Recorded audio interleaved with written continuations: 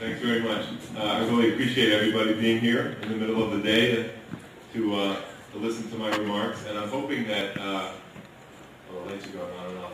I'm hoping that after I'm going to talk for maybe 40, 45 minutes, and then I'm hoping some of you might be able to stay for question and answer, because I'd love to get into a conversation about this subject. It seems to be one that is in everybody's life today, and there often are lots of questions at my talks, and I love that part of that's my favorite part of the event. So please, I urge all of you who can stay to stay and just throw anything at me. I'd love to talk about this subject. So I was telling Luke, thank you for the nice introduction, Luke. I was telling Luke on the way over here today that as a first-time author, I didn't really know what to expect as the book was about to come out and then when it came out. And in fact, Luke was one of the first people I heard from when the book came out because he saw some overlaps with what I was writing about in the book and some of the courses he was planning and work that people are doing in various departments here at Weber, actually. And it was my first introduction to the idea that I might be out there in the world speaking about the book, not just interacting with readers on Twitter and email, which I've been doing a lot for the last year and a half.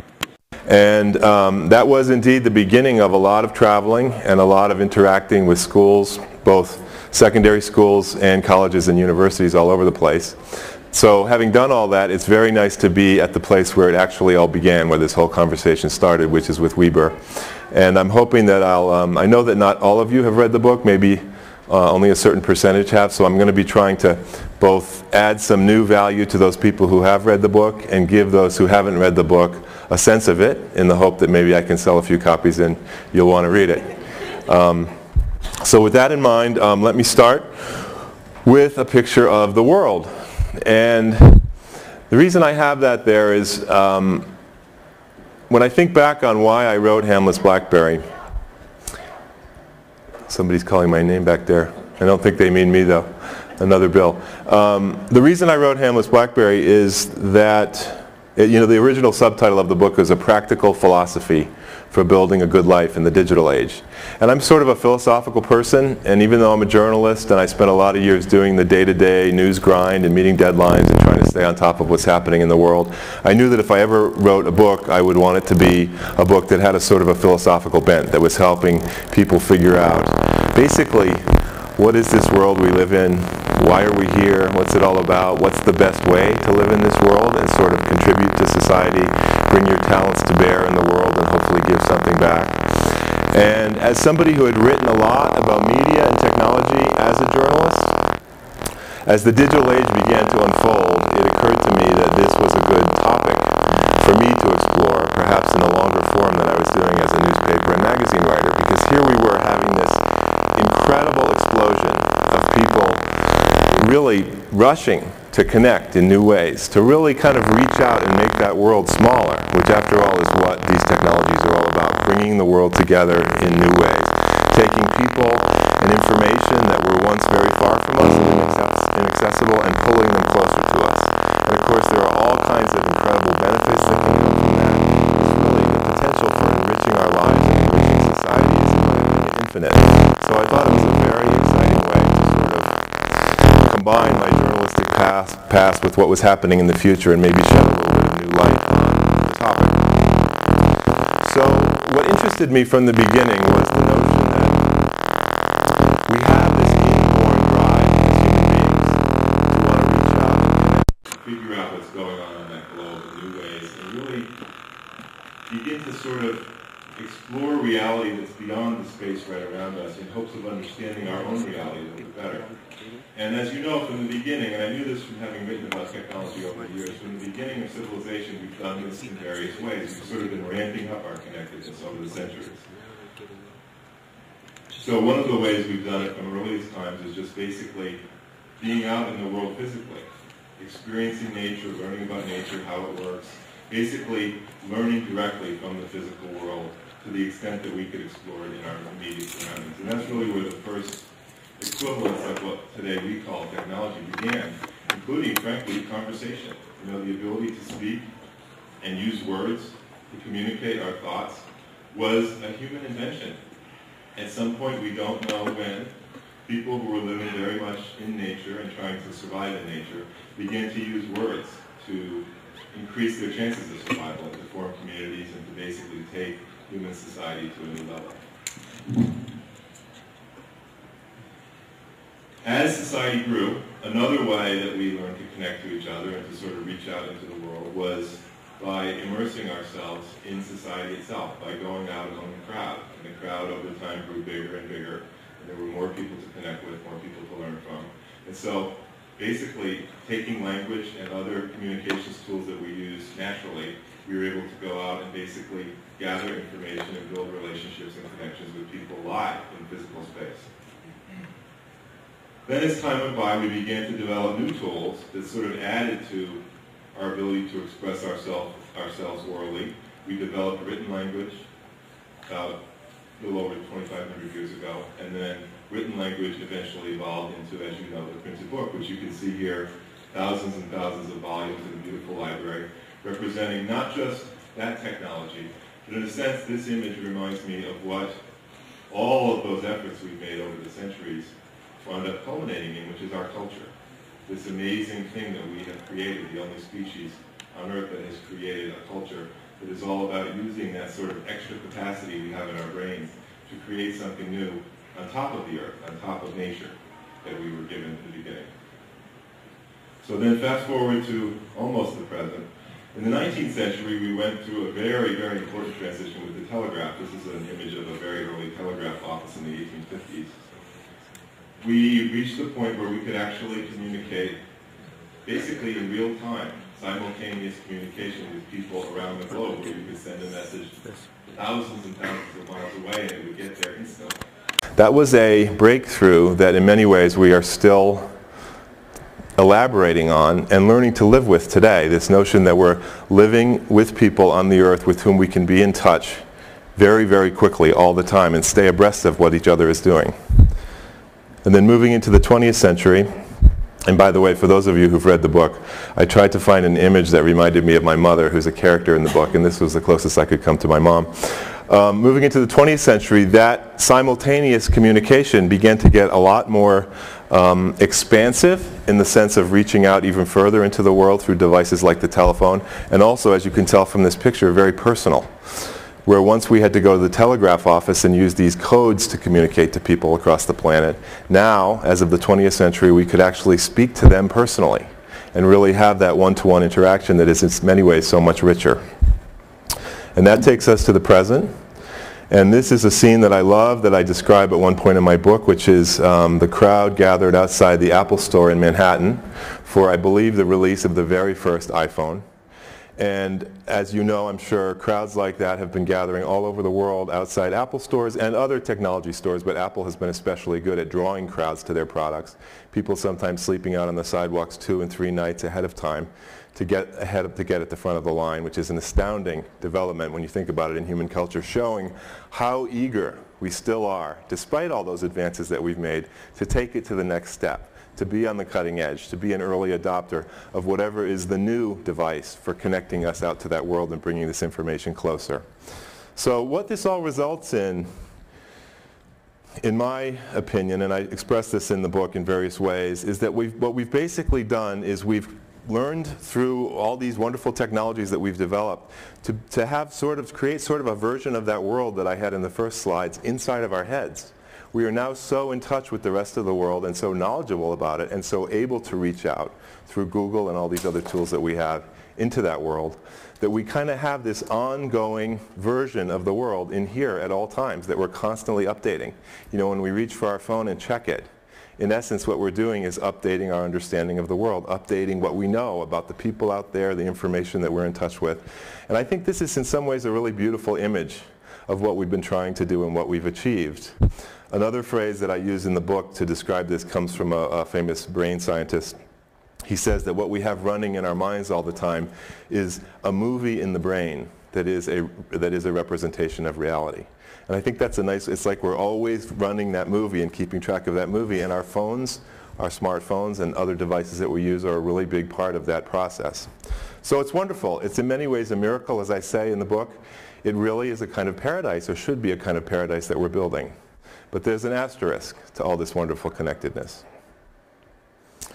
And as I say in the book, I began to realize about 8 years ago. As wireless arrived, and then wireless broadband, and then mobile broadband, I began to realize that for all the freedom and stimulation and really benefits, human benefits, professional benefits, all kinds of benefits that I was getting from my connected life, I also began to realize that in another way it was putting me into a kind of prison. I began to feel that in some ways I was becoming a hostage to my connectedness, that I couldn't go out into the world that I had shown in one of those early slides, the young woman out in nature. I could no longer go out into the world and move around without feeling like I wasn't connected to the grid, to the digital grid. I needed to be checking all the time. I needed to know there was a broadband connection, and I'm sure many of you can relate to that feeling. We all have that sense of I need to stay plugged in as much as I can, and I think that was at the time that I began to think about it, and is today a kind of downside of this digital life that we need to solve. I think the potential of digital society is really only begun to dawn on us. There are so many wonderful things we can do with this new age of ours, but we have to be in control of it ourselves. If the technology is controlling us, we're not going to be tapping our own deepest resources and our creativity to take it to the next level. It really should be something that we're in charge with, not the machines. I think we very much have that potential. I think we're going to do it. And one of my goals in the book is to take us to that place a little more quickly. I think there's a kind of a humorous aspect to where we are now, and I love this image because it reminds me of what I believe we've done is that we kind of stepped into the digital age in the early 90s with this great enthusiasm that, gosh, this is something we really should rush to do, which I think is completely true. And we effectively strapped these devices to our bodies, metaphorically speaking, and have never taken them off. And this guy is a great representation of that. And I love the fact that what he has strapped to his head is a circa, I'd estimate, 1998 cell phone, one of those old chunky clamshells. Because what I think we did in those early days is we adopted a philosophy that I call in the book digital maximalism. The more connected you are at all times, the better. Or to put it a different way, you can't be too connected. That's obviously how this guy's living. And I think it was an appropriate philosophy for those early days when we were just learning, when it made a lot of sense to just jump in and basically devote as much time as you could to joining the digital revolution. But I don't think, now that we're here, now that we really are connected in manifold ways and we literally are carrying the world around in our pockets on those smartphones, I don't know that this approach necessarily makes sense. So what I do in the book is I basically set out to try and find a new philosophy that might work better. And in explaining why I decided to take this journey in the book and felt that we needed a new philosophy better than this one, I talk about some of the specific costs that I realized I was beginning to pay in my life for living as a digital maximalist. And they fall into a few categories. One is I began to realize that in my work as a writer, I actually didn't have the focus, the sort of long attention span that one needs to be able to do a lot of reading thoughtfully, to really sit down with a piece and begin writing it and stay with it for a while, maybe a couple hours, whatever it takes, say, to write an op-ed column or an essay. I realized that my attention span was getting shorter and shorter because of the way my screen life was training me to think. Bouncing around from one task to another, constantly opening new boxes, layering them on top of each other, basically keeping that little, we are told by scientists that it's basically the ancient part of our brains that loves to have novelty constantly flowing in, and that this served really important purposes for us in primitive times. Today, these devices seem to be taking advantage of that tendency, so that we're constantly seeking newness on the screen, when in fact it might not serve our best purposes. I found that in my work. I found that as a reader of books. You know, here I am, a writer, and around that time that I'm talking about, I began to realize I was having trouble staying with the books I was reading. I would sit down and I would read a few pages and my attention would drift off to some other place that happened to be across the house where my computer was. And I would go just to check something. And 2 hours later, I'd still be sitting there, and the book had been left behind. Now, that's not a good thing for a writer. I think there are equivalents to that for people in all kinds of lines of work. I think that long-term thinking, the ability to sustain your focus on one task, to get it done, to do it well, is crucial to every calling in life. I mean, think about a surgeon, how important it is for a surgeon to be able to go into the operating room and really focus on the task at hand and not have his mind drifting or her mind drifting off to other things that might be floating around in the brain. There was a recent front page story in the New York Times about how hospitals are having a terrible time with doctors and nurses checking their smartphones in the operating room, unable to stay focused on what arguably is one of the most important tasks we could possibly have, trying to save someone's life. So it extends to all kinds of professions beyond my own. The second area that I felt I was really paying a price was in my family life. And I write about this at some length in the book. We realized, my wife and I have a son who's now 14. At the time that I was beginning to think about this, he was quite a bit younger. And we began to realize that we were kind of drifting away from each other in the digital age, which was supposed to be pulling us together, connectedness, draw closer to the people you care about. We were doing this thing that I describe in the book that I call the vanishing family trick, where after dinner we would gather in the living room for our traditional kind of after dinner family chat, togetherness with the pets. And one by one, each of us would peel off on some flimsy excuse. I have to go get a glass of water, I have to go to the bathroom, or the all-purpose, I have to go check something. And you know where we were all headed, and we would often promise that we'd be back shortly, but we wouldn't come back. We were all headed off to our respective screens where we would stay for the rest of the evening, maybe shoot each other an email, but I actually believe that there is something qualitatively different, and in terms of enduring value, something that we really need to keep in mind about being with someone in the same room, as opposed to communicating with them digitally. Digital communication has enormous value, but for family life, I think old-fashioned togetherness will always have immense value. And my wife and I were troubled by that, so it was another cost that I felt I was paying. When you think about it, in a sense, it all really comes down to the concept of awareness.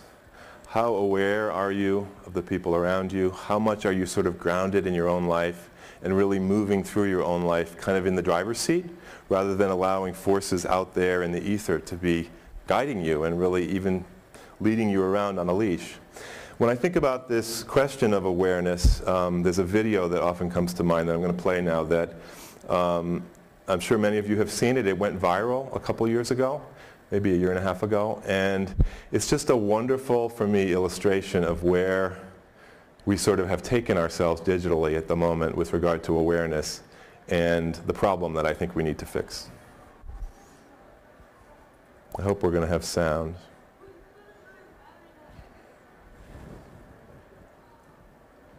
No sound. Is there any way of getting the sound up on that one?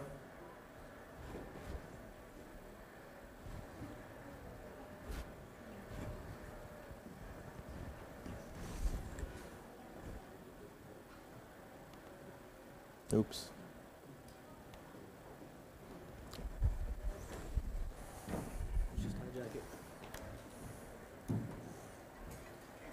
Get ready to feel a little guilty for laughing on this one. Here is our latest and greatest evidence that no one Can you hear that? to walk and text at the same time. Now this girl right here, she's walking, she's texting, and straight into her The best part might just be her reaction. Just get up, walk away, and hope no one's inside. No one did see it, except thankfully for the surveillance camera. There's an iPhone out there that does what you see in front of you through your camera as you text. So if you're really going to walk and text, try that out. We've all had some mishaps while texting, haven't we? This is true. So for the next one, I should just do that myself. Okay. So this is nice, holding it in my hand. So what I love about that is here we are trying to increase our awareness of the world through digital connectedness, that world that I showed in the first slide, and yet clearly we're not so aware of the world as we might be. And that woman is sort of a metaphor for this. And I also love the fact that that video was viral and passed around by so millions and millions of people, because it tells you that this is not some, I'm glad for personal reasons, that this is not some eccentric thought that only I was having. It's really dawning on a lot of people that this is no way to live, that we can do better, and that it doesn't have to involve throwing out the devices. In my opinion, it's just a matter of how we're using them and how we're thinking about them. So I have this quotation from Kurt Vonnegut that I love about awareness. Our awareness is all that is alive and may be sacred in any of us. Everything else about us is dead machinery. Now, in classic Vonnegut fashion, that's a little bit of an overstatement. Obviously, there are many things in our lives that are sacred. But when you think about it, there is something about our awareness that is the beginning and the end of everything we do. If you are here, if you are showing up for your life and really drawing on all your best talents and trying to tap all your potential inside of yourself by being fully aware of the people around you and the world around you. Really, the sky's the limit. You know, you can do anything with your life. And people who have been unusually aware of the world and the universe beyond do wonderful things. My favorite example is, you all know this guy, Einstein. You know, there's somebody who was not only aware of what was happening around him in his life, but was thinking about our place in the whole universe. Achievements like that really begin with awareness, with being grounded in the here and now, and using your connectedness to ideas and to creativity to take it to a new place. But you know, it's not just about intellectual achievement. There's also a price that we pay when we're not aware in a very real world practical way. Even in a money sense, you can put a dollar, increasingly you can put a dollar figure on it. This is from a study conducted recently which found that a typical 1,000 employee U.S. company is now annually losing $10 million a year to digitally distracted employees. And the reason that's happening is that employees are increasingly clicking around from task to task as they sit there in their cubicle or wherever they work, and not settling down to finish one thing and move on to the next thing. Now, of course, we're all jugglers. We all have to do a balancing act.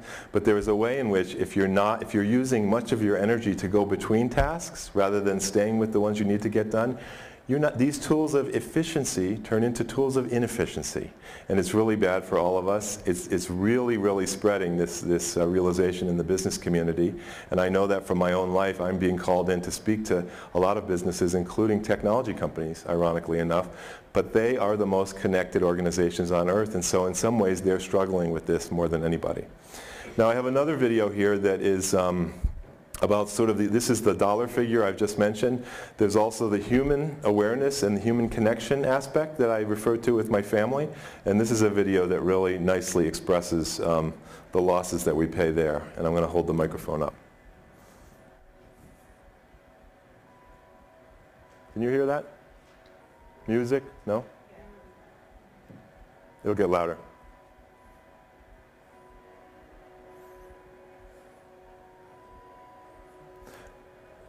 This is a television ad from Thailand.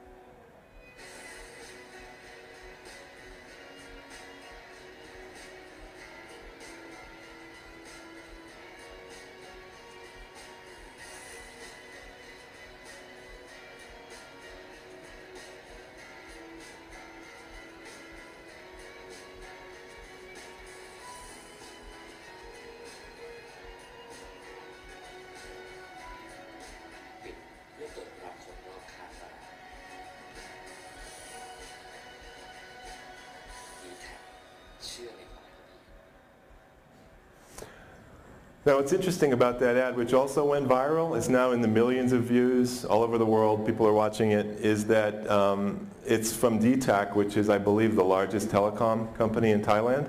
They sell the very services that those people are using in the ad, and they're urging the public to not use them stupidly.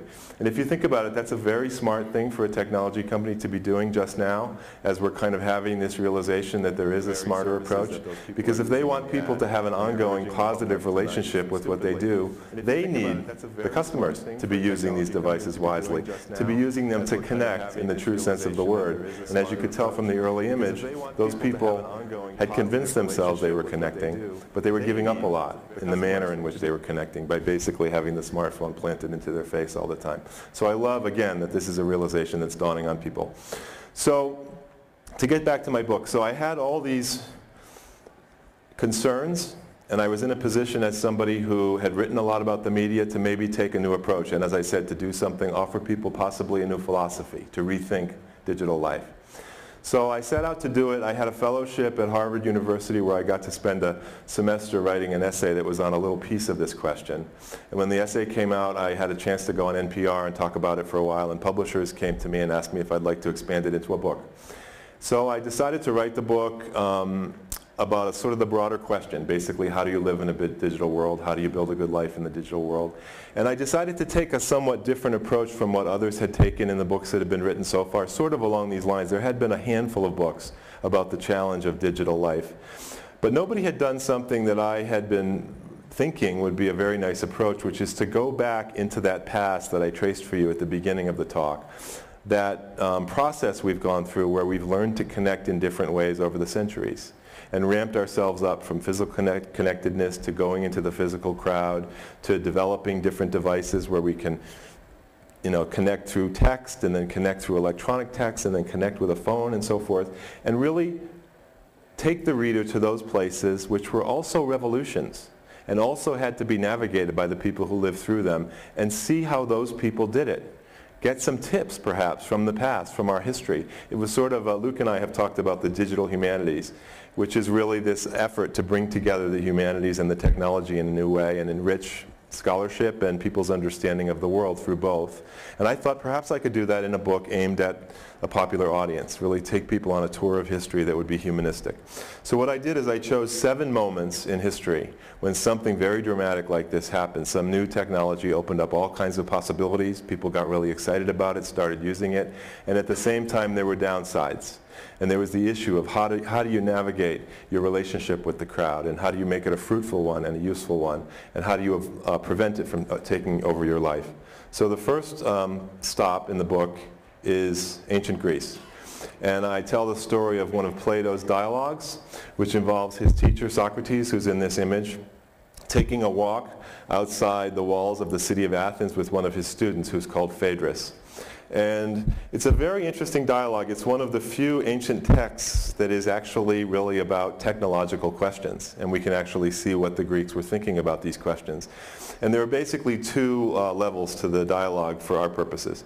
One is that Socrates reveals himself in this conversation to be an addict, a technology addict in a way, for his time. He was addicted to what was the dominant technology of the moment for communication, which was conversation. He was the inventor, as you know, of the Socratic dialogue. He loved conversation. He felt conversation was the route to wisdom. And he runs into this young student, Phaedrus, on the streets of Athens, and Phaedrus invites him to take a walk out in the woods, and Socrates says, I have no use for walking in the country. All the action is here where I can be having conversations with people. Phaedrus convinces him to take a walk, and they've talked over various philosophical questions. And by the end of the dialogue, Socrates realizes that he's had one of the richest conversations he's had in memory. And the reason he had it is that he put a little distance between himself and his connected life, if you will. He got a little distance from that frenetic crowd of Athens, where there is so much to be gained and so much to learn, but where you can become a hostage to the crowd. The second thing that happens in this dialogue is that Socrates and Phaedrus get into a conversation of the new technology that had just arrived in Athens in their lifetime, which was written language. The alphabet had arrived. People were beginning to write things down. Socrates was illiterate. He never learned to use the alphabet, and he was very skeptical of it. He was sort of the older generation that had Luddite, if you will, tendencies, although that word didn't exist at the time. And he tells Phaedrus, don't mess around with that alphabet. It will destroy your mind. Don't use written language. Phaedrus happens to be carrying with him in his clothing a scroll with written language on it. And ironically enough, they used that scroll to continue their conversation, to talk about a speech that Phaedrus heard earlier in the day. So although Socrates is a critic of the technology, it winds up contributing to their conversation. And interestingly enough, the reason we know about that conversation is that later on, years later, Plato, Socrates' student, wrote it down. He used the very tool that Socrates was against to commit it to the equivalent of paper at the time, and that's why we have it today. So it's a wonderful sort of 2-tiered message about how important it is to put some distance between yourself and the connected world we live in, but at the same time to be open to new technologies and the potential that they have to make life better. The second philosopher I like to mention in the book, who turned out to be sort of the favorite among my readers, is Seneca, who was a Roman philosopher who was also a very busy statesman. And he had this really super, you know, the Roman Empire was in its way a new tool of connectedness, a new way of pulling the world together and making it smaller through roads, postal services, all kinds of innovations. Written language had taken off by this time. People were reading all kinds of books. There was paperwork in the Roman Empire. People were connected in all kinds of new ways, and Seneca said that people who were in his social class, which was sort of the movers and shakers of Rome, suffered from what he called, and I love this quote, the restless energy of a hunted mind. And I read that for the first time. I was reading Seneca for inspiration for the book, and I read it aloud to my wife, but I didn't tell her who'd written it or when it was written. And I said, this guy's talking about feeling the restless energy of the hunted mind. When do you think that was written? And she said, I don't know, last month? Because it sounds just like what I was feeling and what I think a lot of people are feeling in this world of digital technology. Restless energy, which can be a very good thing, that sense of I'm in the world, I'm doing lots of things, I have lots of balls in the air, but also the hunted mind, the feeling that maybe you're being pursued by your inbox and maybe there's a better way to live. The third philosopher I like to mention, I'm skipping over some because I just like to give highlights, is Shakespeare, the man who gave the book its title, Hamlet's Blackberry. Shakespeare lived during an information revolution that was produced by print, by Gutenberg's press. And what was happening in Shakespeare, in Renaissance England, in Shakespeare's lifetime, was that people were realizing that it was impossible to keep up with everything that was printed. You could no longer read all, if you were a reader, which not everybody was, you could no longer keep up with all the books that were printed. You couldn't keep up with the newspapers that were beginning to be published during this time. There was actually too much information for any one person to stay on top of, and that could be a source of anxiety for people, and they had to learn to organize their lives. There's a moment in the play Hamlet that is actually about this. Hamlet meets the ghost of his father for the first time early in the play, you may remember, and he gets this terrible news that his father did not die from a serpent's bite, but was murdered. Hamlet is upset with this news. He feels like he has to do something with it, and he begins feeling in his clothing for something he calls his tables, my tables, he says. Now when we hear that and we're watching the play, many of us, I for years, thought he must be talking about a table like that table in the back of the room there. But in fact, Hamlet's tables were a technology that was invented in Shakespeare's lifetime, arrived in England. It was about the size of this wallet, a little bit bigger. When you opened it up, on one side there was a surface made of a kind of a plaster-like material, and there was a metal stylus that you pulled out of the spine. And you could write on that surface, take notes during the day, names of people you ran into, addresses, to-do lists, to kind of manage your busy life in this information revolution. And the beauty of it, and this was the innovation, was that you could swipe it with your finger, just like we swipe our iPads, and make what you'd written go away. It was the first erasable tablet in civilization. And it was incredibly useful for people trying to make sense of this information explosion. So the interesting thing about Hamlet's tablet is that people in Shakespeare's lifetime talked about how they couldn't go anywhere without it. Some people actually wrote in their journals they had to have it in one hand while having a conversation, or they couldn't get through the conversation. It was very much an addiction. At the same time, it was a beautiful technology because it was helping people get through an information explosion. It was actually lightening the burden of the print revolution, because if you think about it, when you're surrounded by all this information printed on paper and you're feeling like you can't get away from it and you're having trouble managing it, it's a wonderful thing to be able to write some words with your own hand, and then when you're done with them and they don't serve any purpose anymore, make them go away with a swipe. So it was also an example in my mind of how technologies can help us go deeper and enrich our lives in any information revolution, including this one, and I'll come back to this in a couple minutes. Finally, the last philosopher that I like to mention is Henry David Thoreau, who wrote Walden, as you all know, and who's known for running away from civilization for a couple of years to live in this little cabin at Walden Pond in Massachusetts, the state where I live. I think, and I argue in the book, that Thoreau is really misunderstood as a philosopher of technology, because in fact, he was a fan of technology. His family had a pencil company. They made the best pencils made in America in the 19th century. He himself was a writer, so he was seeking to communicate to people using some of these older tools, words and books and so forth. His concern was that in the age of the telegraph and the railroad, people were getting overwhelmed with this sort of simultaneous connectivity that the telegraph brought and with the ability to rush around physically that the railroad brought, and that they needed to strike a healthier balance. And in many ways, Walden was an experiment in just creating a little bit of distance between yourself and whatever is your busy, connected life. It was just a short walk from the town of Concord. Thoreau was not out in the middle of nowhere, out of touch with civilization. He was back and forth all the time. He threw little parties at the cabin, in fact, with as many as 30 people. He was not a hermit. He was actually just trying to do what I think we all need to do in the digital age, which is take control of our lives, manage them a little more wisely, so that we have a little of this and a little of that, a little of the inner life and a little of the outer life. And that's really where, in my mind, all the magic is. So what did I learn from all these philosophers? Well, basically, there are a couple of sort of lessons that come through in the book, some of which have only become clear to me since the book came out, and I've been talking to audiences about it. And this is one of those. I think that essentially great tools make us more human. They take us to a deeper place in our lives so that we actually are bringing more back to society than we would have brought if we had just stayed without those tools. So the tools actually take us to a higher level, allow us to tap our inner potential and make a bigger contribution, and really deepen our humanity with each other. The second lesson that I took away from my tour of history in the book is that it's all about, as I said with Thoreau, balance. It's all about striking a healthy balance between your connected life and your disconnected one, or your less connected one. In the book I talk about an experiment that my family and I started to do before I wrote the book, but which continues today. We call it the Internet Sabbath, and we disconnect, in my household, we disconnect the internet on Friday night. The modem that serves all of our computers, the plug gets pulled Friday night, and we're offline Saturday and Sunday, and we come back on Monday. And since we don't have smartphones, that means we are really offline on the weekends.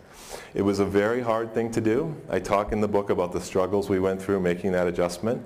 In the beginning it seemed kind of absurd in some ways, and we had a lot of doubts that it would make any sense to be doing this, to sort of be unplugging from all that great information and all those riches that we were used to having every day. But my wife and I felt that we had to do something about this chasm that was opening between us because of the screen.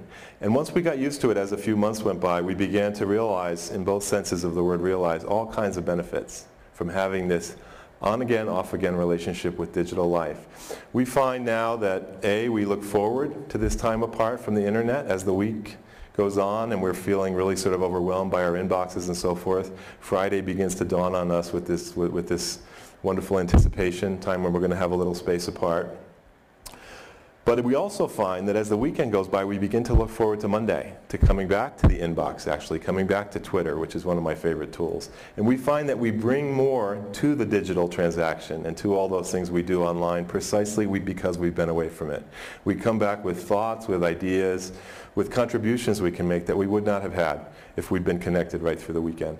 I emphasize in the book that I'm not prescribing this for everybody. It's very hard to be offline 2 days in a row, particularly with people's jobs. And in fact, I'm in a new professional pursuit now that is requiring me to be connected more, and I'm thinking I may have to change the Sabbath so I can actually do some email on the weekends. The message is, the point is to try something, to have experiments where you are designing your own digital life. You're not letting Facebook and Twitter and all these distant companies design it for you, because that's the way it should be. It's your life, and you will actually get more out of it if you're in charge of it. Another way of stating what we do with the Sabbath and all rituals like this is the great English expression, mind the gap. Look for gaps that you can open up between yourself and the screen. Gaps in time, gaps in space. Sometimes it can help to just throw your phone in a drawer and take a walk for a half hour a day. Just get away from that feeling of being always connected. It can really work wonders. In the last part of my remarks, I want to go to sort of a new place that I've gone with this project, the next step I'm taking after the book. And what it's basically about is the idea that while that is something wonderful to do, that thing that my family and I have been doing, pulling that plug on a regular basis, there are other ways, really, really creative ways, we can take the digital revolution to the next step that involve the tools themselves, that involve taking the digital technologies and using them, the tools themselves, to help us go deeper. The tools have to evolve, and we have to evolve in how we use the tools. And I think there are all kinds of ways to do that.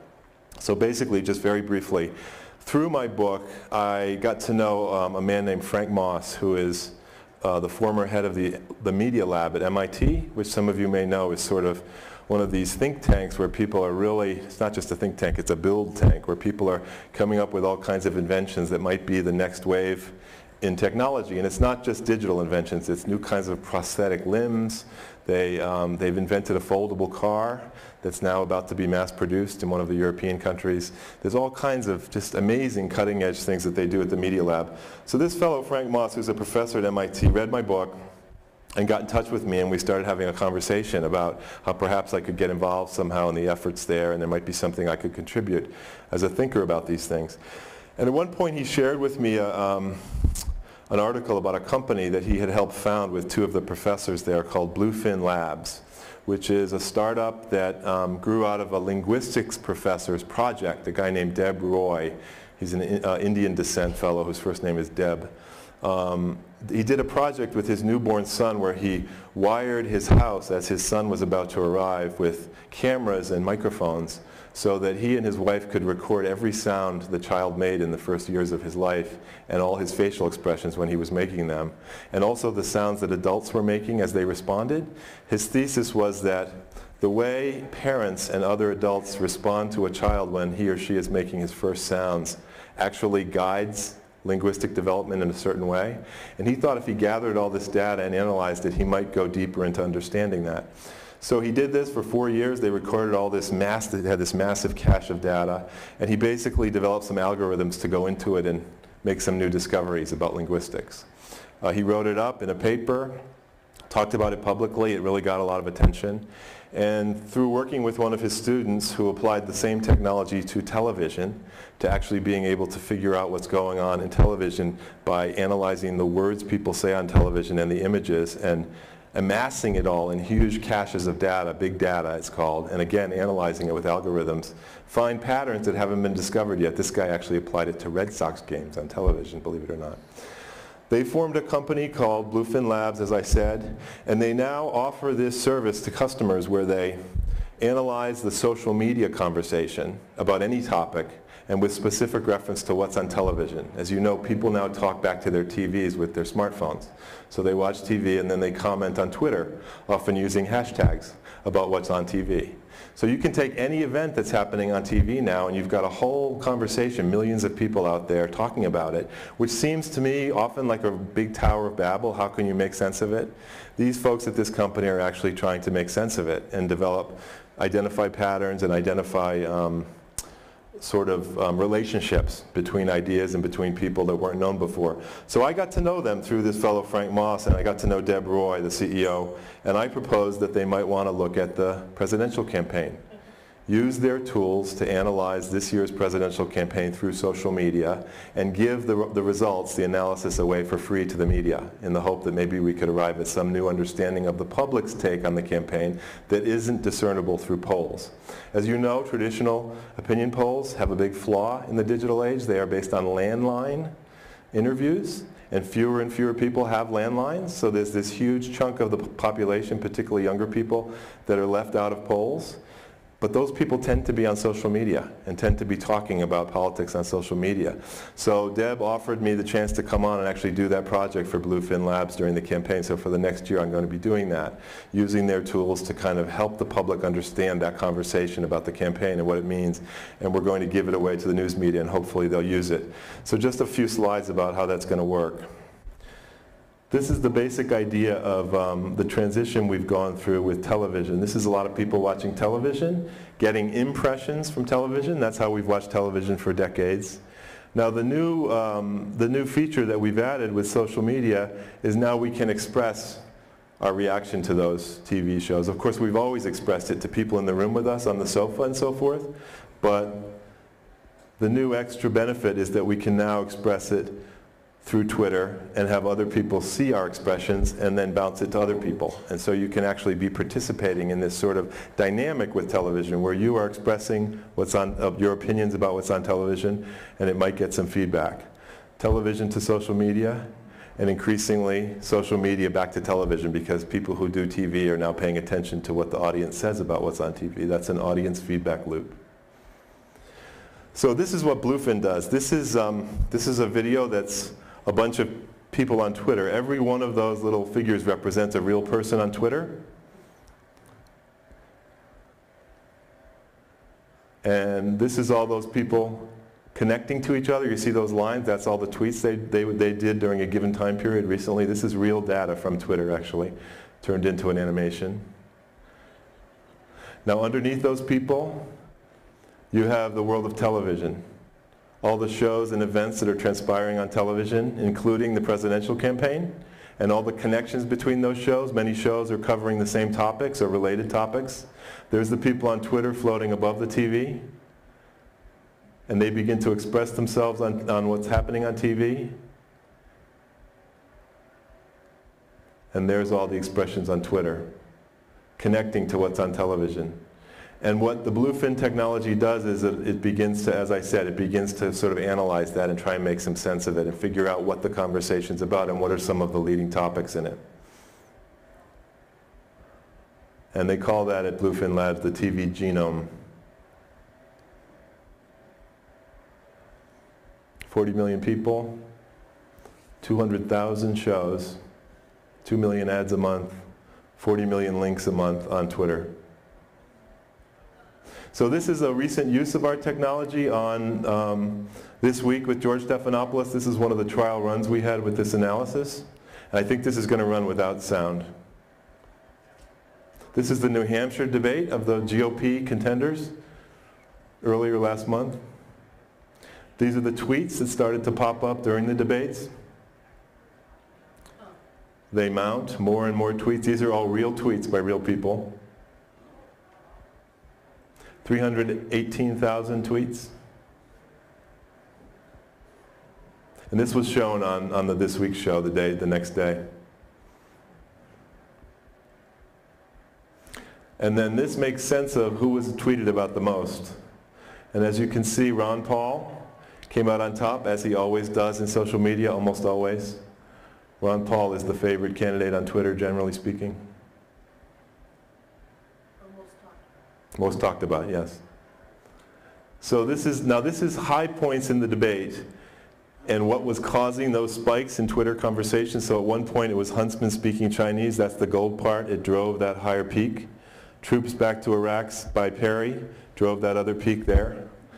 And this is all a result of those algorithms I'm talking about.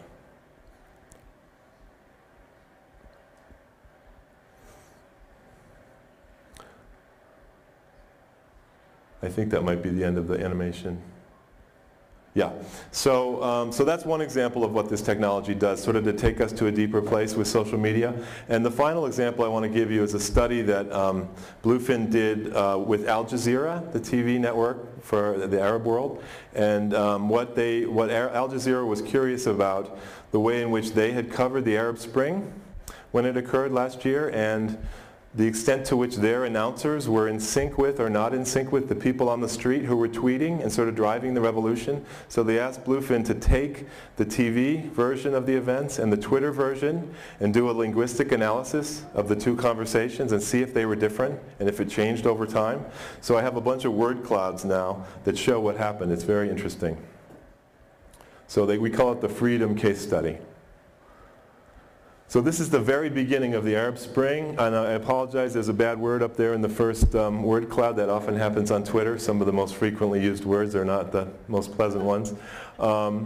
So the red on the top is the people on the street, the tweeting people who were kind of driving the Arab Spring, and the words on the bottom, the blue words, are the announcers on Al Jazeera, the language they were using to talk about the demonstration. And as you can see, it's quite different. One of the biggest words in the lower section is criminals.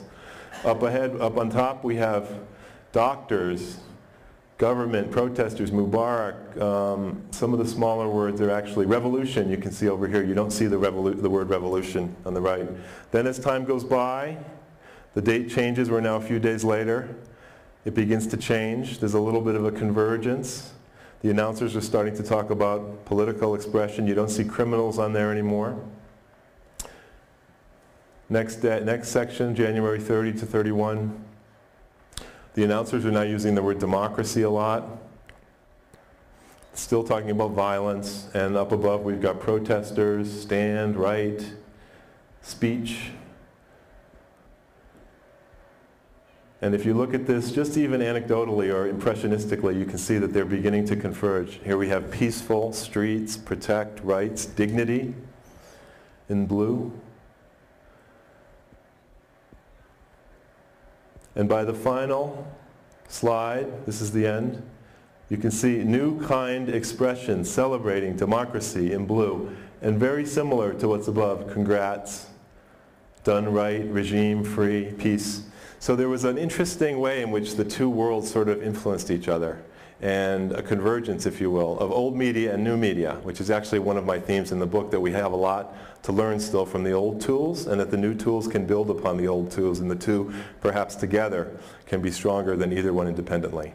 And that's really sort of my final message, that this work that I'm learning about at MIT and participating in, I think is very exciting, but it's just one example of the incredible things that we might be able to do with this technology. This is just a little peek under the tent, I think, of where we're headed, and of new kinds of analysis, new kinds of meaning we can get from digital life. So yes, unplugging, I think, is crucial to a healthy, sane, productive digital life. But in addition, we can take the tools to new places, and I really think that's where the frontier is. So thank you for listening, and I'd love to entertain any questions you might have. Thanks very much.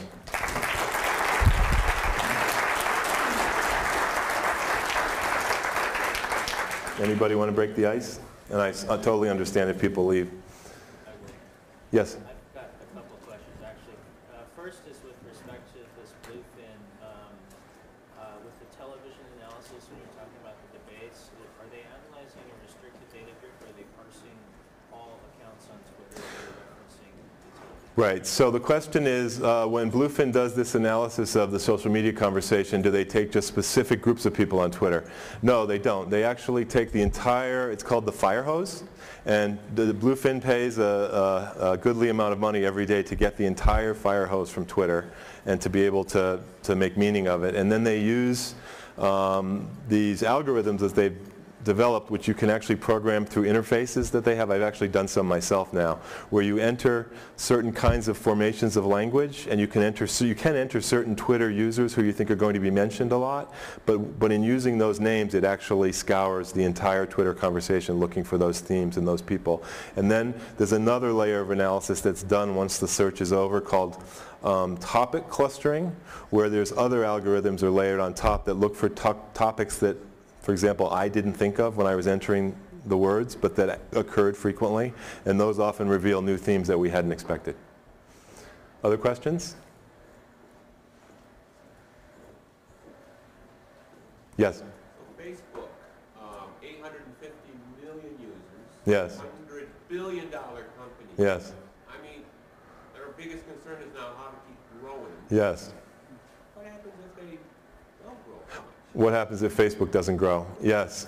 Well, I think, this IPO thing with Facebook is fascinating to me. I don't know how many people notice this, but, there's 100 billion friend connections on Facebook, and they have priced the IPO at $100 billion. So they're basically pricing us at $1 a connection, which is pretty fascinating.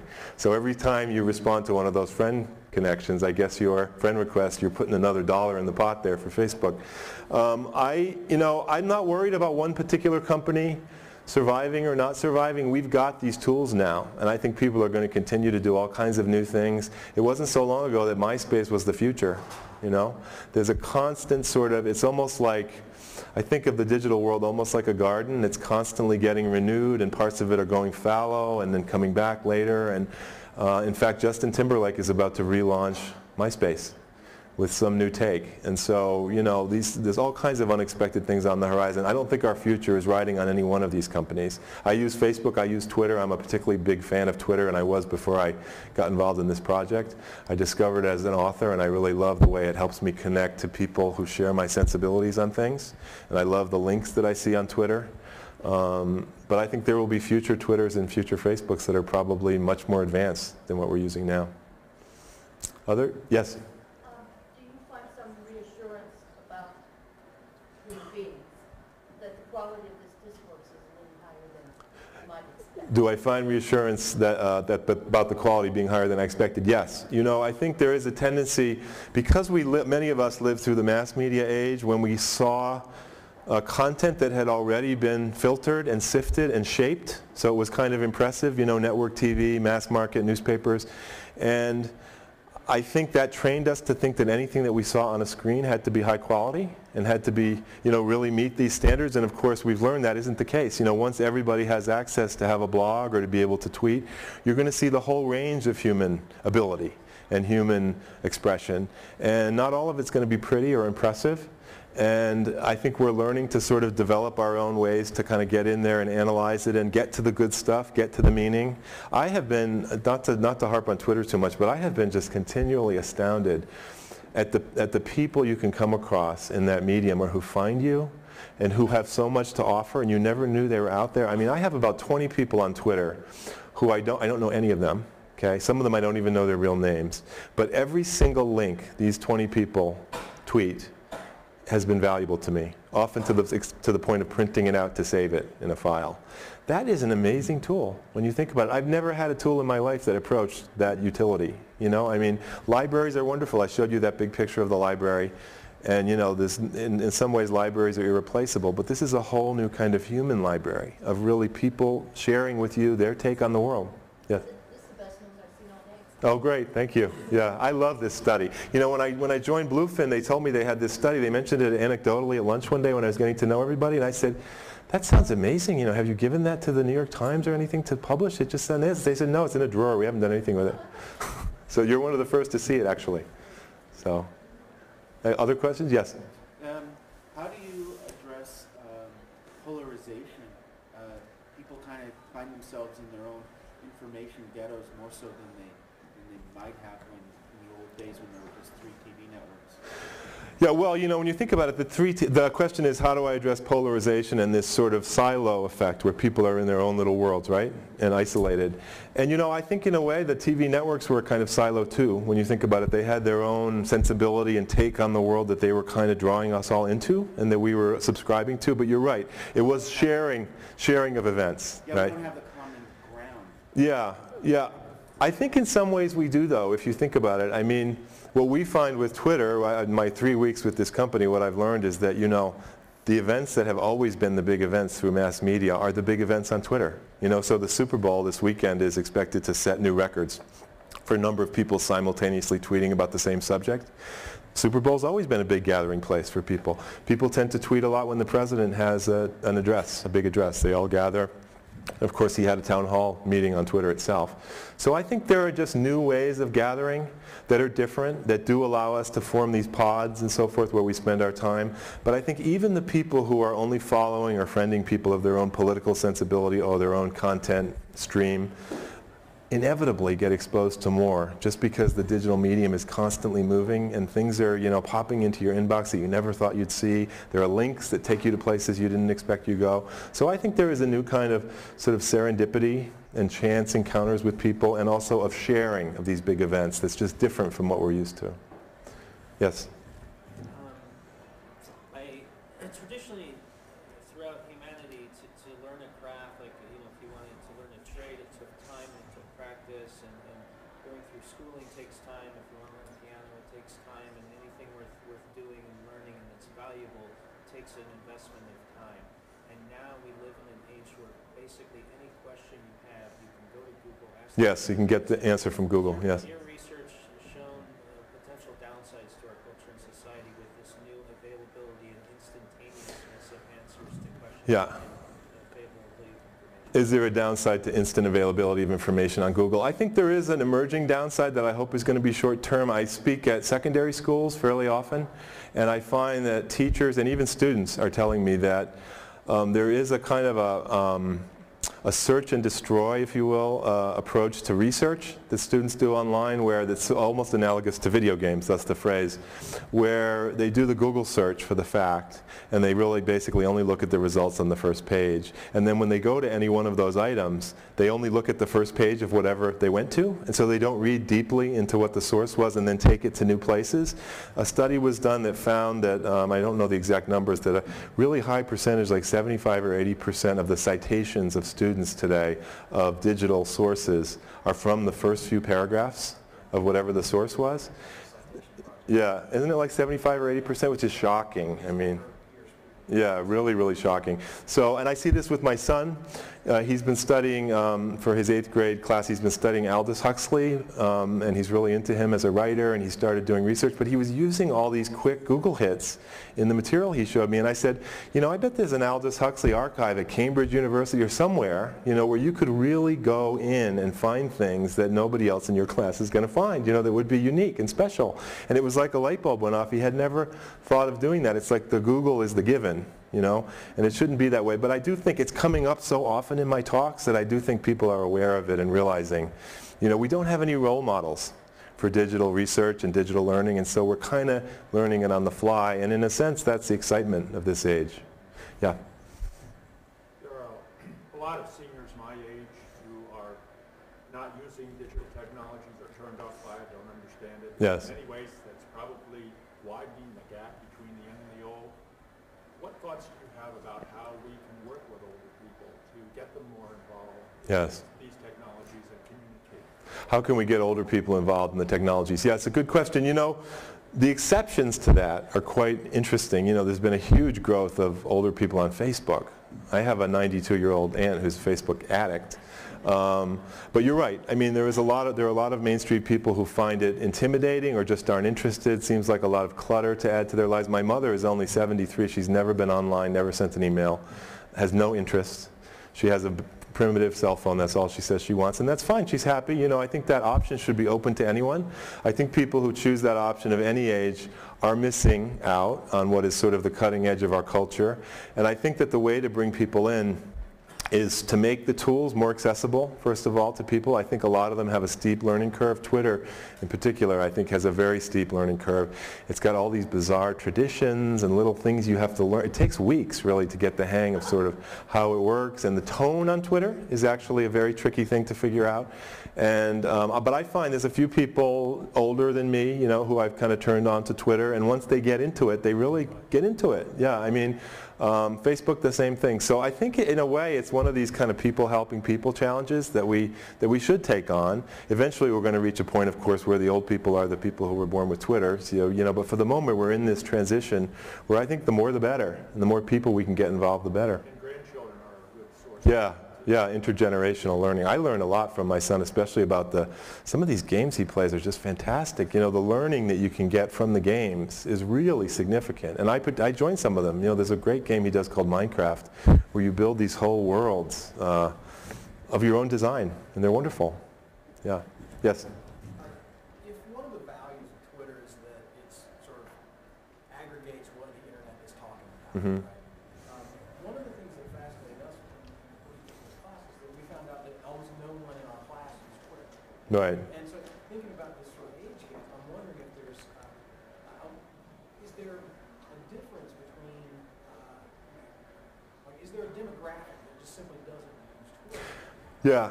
Well, there are all kinds of shifting demographics on these tools. Like there is something I've noticed anecdotally, but very, very consistently when I speak to colleges, that college students seem to be not only going off of Facebook, but proudly telling you they went off Facebook. And they're beginning to view it as something, indeed, where their grandparents are spending a lot of time, and they'd rather be elsewhere. I don't know about the demographics of Twitter. I do find that it's not so much an age thing on Twitter as there's a certain kind of person who seems to like and get Twitter, and they can be any age. So I've spoken to college audiences where, you know, it always seems to be like there's 15 to 20% in the room who have been on Twitter and maybe still are on Twitter, and then a few of them will follow me afterwards, and I can instantly tell, oh, that's a person who totally gets it, you know, and is kind of really getting the most out of the tool. So I think those figures are still emerging. You know, Twitter is still a very young company. I had a meeting with them recently, and I'm getting to know them a little bit, and they are really just figuring this out themselves. I mean, truly, you know, it's happened so quickly for them. They've even had moments where there were these spikes, you know, too many people tweeting for their technology to hand it. Yeah, I mean, there was this incident in Japan that they didn't know what was happening, you know. So we're all on the learning curve. It's pretty interesting. And this also connects to Twitter's, I mean, the question for Twitter has always been, how do you make money? Yes, yeah, and they haven't figured out how to make money, yeah. They can aggregate the conversation of the entire internet Yes. and sell that conversation to Yeah. It's true. Yeah, I mean, it's a resource, but no one's figured out. I mean, we're kind of beginning to figure it out. So there's somebody behind you that had his hand up first. Yes? What are your and your Oh yeah, yeah. So in the book I talk about Walden zones, these zones that you create that are kind of offline. So in our house, we have a really small house, and so our Walden zone effectively is the one that we created on those 2 days, you know, where we really, the whole house goes offline and becomes a Walden zone. It's almost too small a house to have a specific set-aside place for no connecting. But by happenstance, we do have certain rooms in the house that don't get the signal very well, that don't get the wireless signal for laptops, and where there's no computer sitting on a desk. So those are also effectively Walden zones, because if you go there, you're basically going to get such a lousy connection, you're not going to do anything with it. One of them, luckily, is my bedroom. So I basically can't get a signal there, and I'm just not tempted to connect. I have talked at some talks, people like in New York City have talked to me about, hey, I live in a 700 square foot, you know, apartment. How can I possibly create a Walden zone? And that is a challenge, you know, and I think then it goes to times of day and sort of rituals that, like what we're doing.